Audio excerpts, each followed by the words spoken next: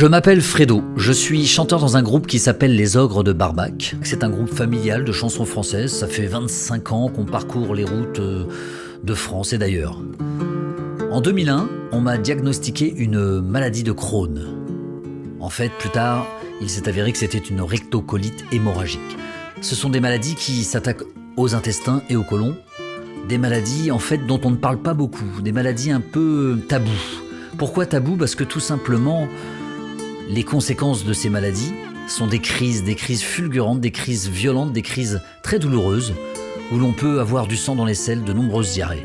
Alors vous imaginez bien que ce n'est pas une maladie dont on parle facilement. Et alors, j'ai lancé un projet qui s'appelle Stop Chrono pour parler de cette maladie. En fait, je vais courir le marathon de New York en novembre prochain. C'est pas des conneries, je suis pas un mytho, c'est vrai.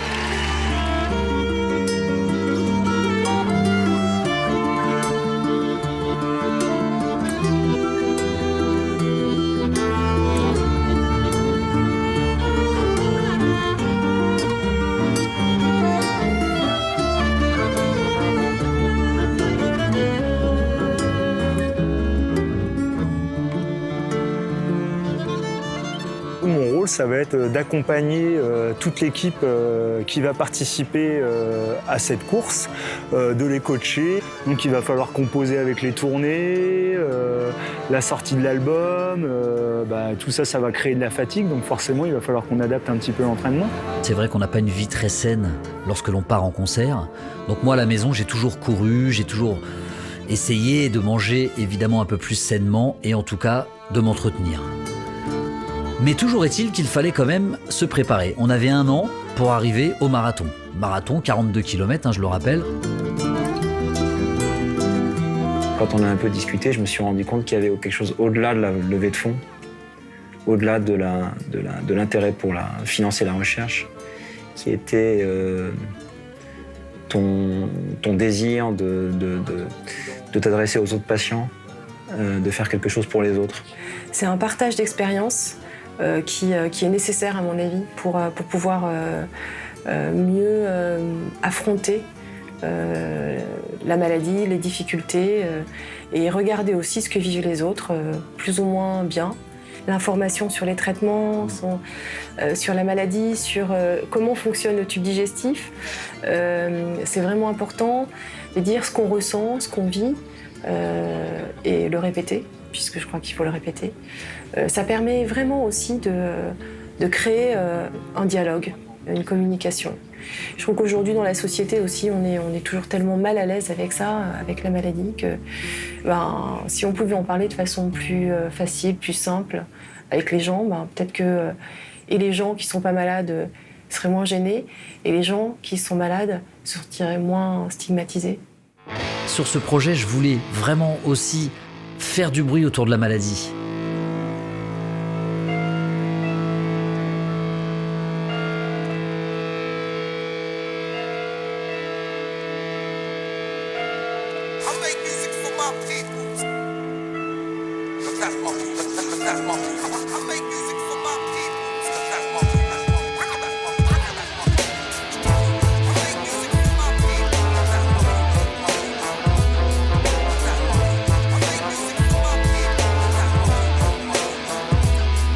On est parti tranquillement, on a fait des exercices en salle, on a fait des sorties de plus en plus nombreuses, à vélo, à pied, on a fait de la natation.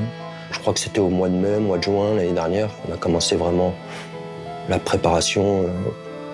Donc on a travaillé tout l'hiver en salle, on a fait beaucoup de renforcement musculaire sur les jambes, sur les bras. On a travaillé le cardio aussi. Moi j'étais super fier, quoi. Je me suis dit si je peux aider mon pote à faire sa préparation physique, c'est cool, quoi. Donc, comme tu es souvent là pour tout le monde. C'est mon 2e marathon. J'en ai fait un il y a 22 ans. Après, j'ai toujours couru toute ma vie. Et là, je me suis mis en forme là, depuis quelques mois, donc ça, c'est plutôt sympathique, quoi. J'ai plus la pêche.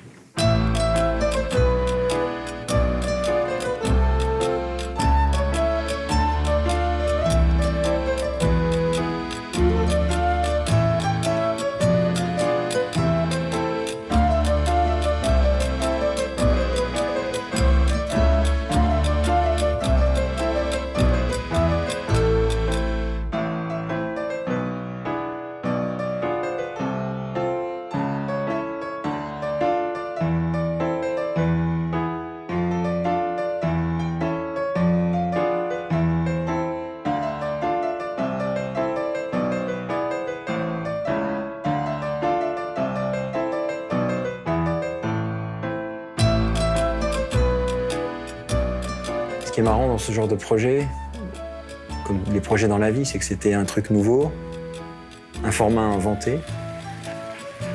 On soigne beaucoup de gens, on a tout le retour, mais on ne vit pas la maladie dans notre peau. Et donc, pour nous, c'est important de trouver les mots. Et les patients, les gens comme toi, finalement, nous aident à avoir un autre discours, à sortir du discours habituel aussi. Et révéler cette maladie, c'est aussi rendre service, en fait, aux autres. Parce que, comme tu dis, c'est aussi comme ça qu'on en parle le mieux. Et dès qu'on parle de la maladie dans son entourage, souvent, on voit bien que les langues se délient, en fait. Et qu'une espèce de maladie un peu tue, un peu tabou, on arrive à dire des choses. Mais je me rendais pas compte que c'était aussi important, cette maladie, quoi. Que ça touchait autant de monde. Moi, je pensais que, voilà, Fredo, quoi. Ouais, je suis malade, j'ai la grippe.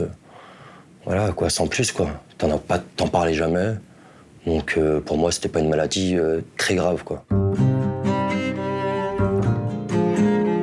Au départ, quand j'ai lancé le projet, je savais pas où je mettais les pieds parce que c'est vrai que le docteur Mathieu Allais, je le connaissais en tant que mon docteur. Maintenant, c'est devenu un copain.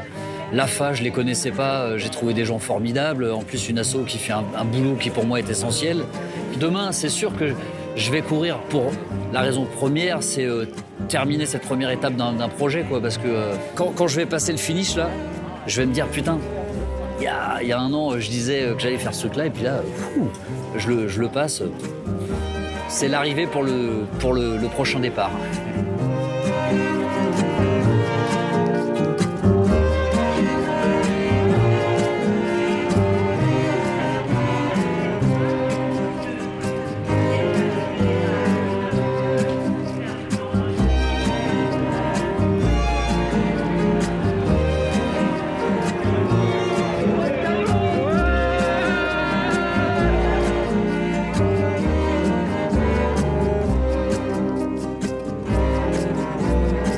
Ce qui m'intéresse, c'est quel que soit l'âge, quelle que soit la forme physique des gens, c'est d'inciter le mouvement.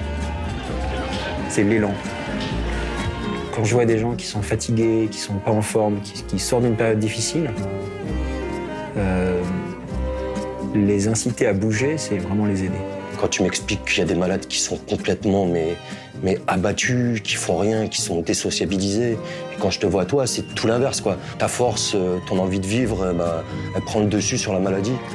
Et je pense que c'est une bonne symbolique de faire le marathon. Je me suis aperçu, tout au long de ces longues années de maladie, que lorsque j'étais sur scène pendant 2 ou 3 heures, je n'avais aucune crise. Est-ce que le sport provoque la même réaction ? Eh bien oui. En tout cas chez moi, quand je cours, même si je suis en crise, je n'ai aucun problème. Donc je ne crois pas que le sport agisse directement sur la maladie, je pense que c'est le sport qui agit sur notre environnement, notre vie, et ça c'est bénéfique pour notre maladie, par ricochet.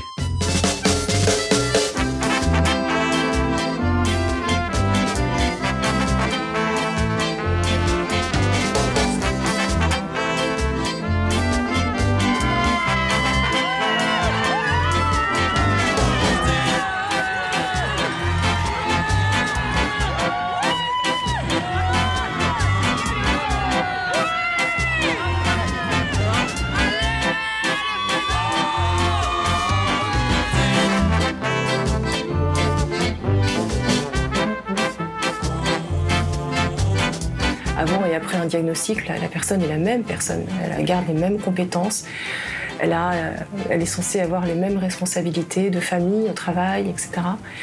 Et je trouve que c'est important de réhabiliter la personne malade comme elle l'est, ou comme elle a toujours été. Je considère que le travail de l'AFA, l'association François Aupetit, est un des travaux les plus importants que l'on peut faire pour les malades. Moi, quand je suis rentré la première fois qu'on m'a diagnostiqué la maladie, j'étais désemparé, j'étais un peu seul. Et c'est vrai que sans l'accompagnement familial, sans l'amour familial et sans l'accompagnement professionnel que j'ai eu, qui a été formidable, je ne pense pas que je serais là à en parler aussi facilement. Finalement, les gens oublient très vite qu'on a une maladie et considèrent que l'état de fatigue qu'on a, c'est une fatigue que tout le monde a, ou les difficultés, les douleurs. Et du coup, comme cette maladie ne se voit pas trop, des fois, on a tendance, justement, parce qu'elle ne se voit pas trop, à vouloir être considéré comme une personne qui n'a pas de maladie. Et le malade lui-même peut aussi être dans cette forme d'arrangement, quelque part.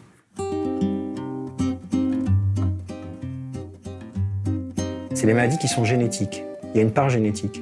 Mais on ne peut pas expliquer que la maladie augmente d'une génération à l'autre avec une maladie génétique. Donc il y a quelque chose dans l'environnement qui favorise ces maladies. Ça semble être des maladies écologiques. C'est-à-dire des maladies qui sont une conséquence de la dégradation de notre environnement. Donc de la pollution. Et puisqu'on parle de maladies de l'intestin, il est vraisemblable que la qualité de l'alimentation est impliquée. Donc ça, c'est un sujet qui est vraiment majeur. C'est-à-dire qu'à l'échelle de la planète aujourd'hui, il y a des maladies dont l'incidence augmente et qui sont liées à un déséquilibre entre l'hôte, son système de défense, et les microbes qui sont dans son intestin. Sans être alarmiste, je pense qu'il y a une réelle prise de conscience à avoir autour de l'alimentation et de son intérêt dans la santé. Enfin, c'est une évidence aujourd'hui. Parce que c'est un sujet qui devient... qui est porté, dont les gens prennent de plus en plus conscience, mais c'est une réalité.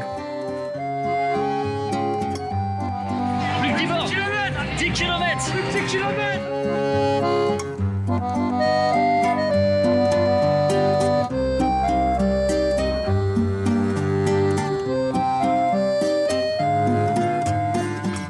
La maladie de Crohn a été décrite ici par le docteur Crohn à New York. Et quelque part, faire quelque chose comme ça, c'est justement mettre de la cohésion entre tout ce qu'on fait. Ce que je crois dans la vie, en fait, ce qui est important, c'est d'essayer d'être le même. Ça m'a aidé à comprendre ton état d'esprit parce que des fois, je te comprenais pas, quoi. Je me suis dit, mais il est jamais fatigué, il est toujours en train de courir, un projet après l'autre, il s'arrête jamais. Et je pense que, inconsciemment, la maladie, te pousse à vouloir faire plus, quoi. Parce qu'on a envie d'apprécier chaque moment, quoi.